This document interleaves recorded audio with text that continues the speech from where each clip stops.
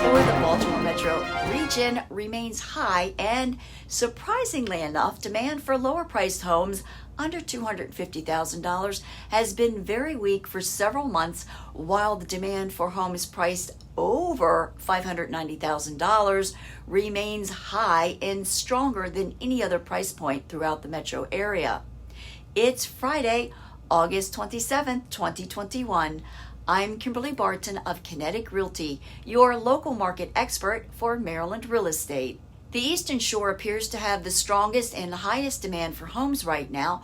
4 of the 6 counties had record highs, with Dorchester and Kent counties having more moderate demands, and this is creating an incredibly low inventory situation, equating to only 0.7 months, where other markets are seeing about 1.1 months of inventory available. The southern counties of Charles, Calvert, and St. Mary's have also seen higher buyer demand, with the majority of activity in the price ranges between $395,000 and $950,000. Here's a breakdown of what's happened since last week's report. 1,969 came to market. 1,165 are coming soon, down further again this week. 901 homes went under contract. 1,802 are temporarily off the market. If we could just get this inventory out of temp off status, this could help the constrained inventory issue. 1,465 moved into pending, much fewer than last week.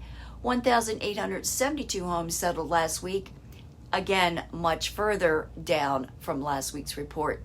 The highest priced home to sell this week was in Chevy Chase's Kenwood community for $3,700,000. Rental inventory has dropped again to only 1,013 units, with a fair majority of those still being shared housing situation.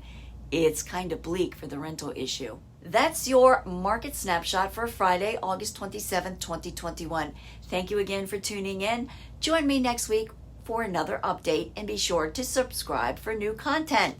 Have a super weekend. It's the last weekend in August. Enjoy. Take care.